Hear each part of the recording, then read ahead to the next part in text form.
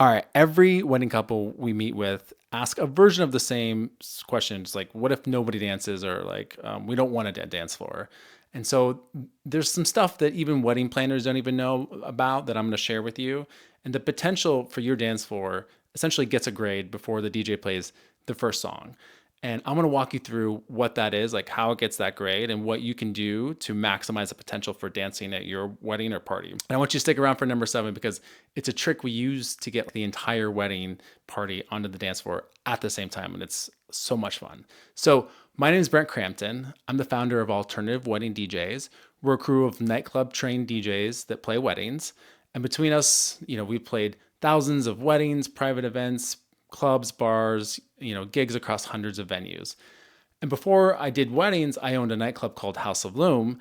And during that time, I got obsessed with why people run towards or away from a dance floor. Let me be clear. A great DJ is most of how you get a great dance floor in the first place, but your venue and the room setup either add friction or remove it before the DJ ever presses play. So here's what to look for. Tip number 1, marry the bar and the dance floor.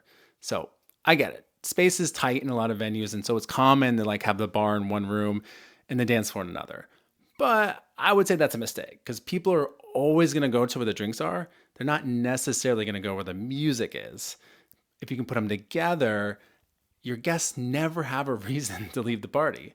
And that means when you're working on the floor plan, get the bar as close to the dance floor as physically possible if you can. 2 rooms in Omaha, Nebraska that nail this is Bohemian Gardens and the Empire Room. We love playing those spaces. We actually have a bunch of venue guides you can check out that go into more detail about that kind of stuff, linked below. Tip number 2, cozy rooms make crazy parties. We call this room psychology. So take 100 guests, put them in a big room, and it can feel empty, right? Worst case, it feels awkward. Take that same crowd, put them in a slightly too small room, everything changes. People bump into each other, conversations naturally start, and the energy has nowhere to go but up. So when you're deciding between venues, it's not a bad idea to try to book the one that's a little smaller if everyone's going to fit, obviously. Nobody dances in a cavern. That's the whole point. Tip 3, the clap test. This one you can do on your venue tour. Stand in the middle of the room and clap and just see what does it sound like.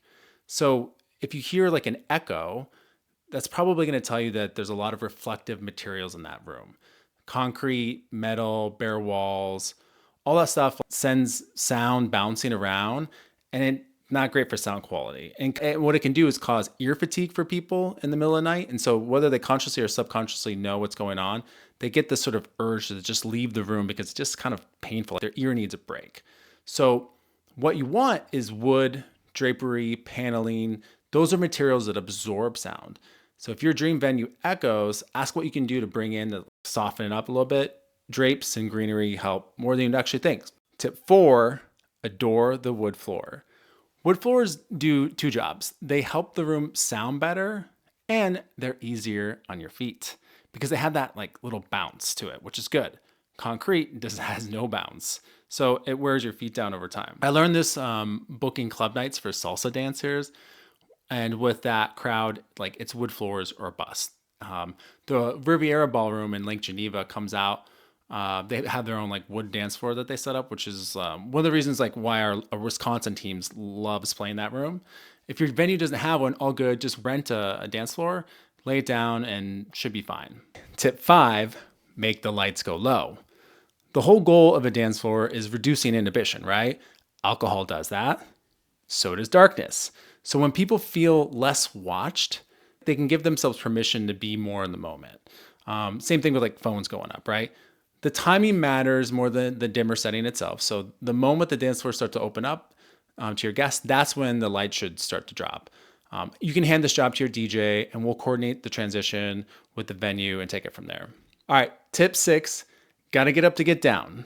All right, think about how much effort it takes to stand up when your knees are under a dinner table and you got that chair situation.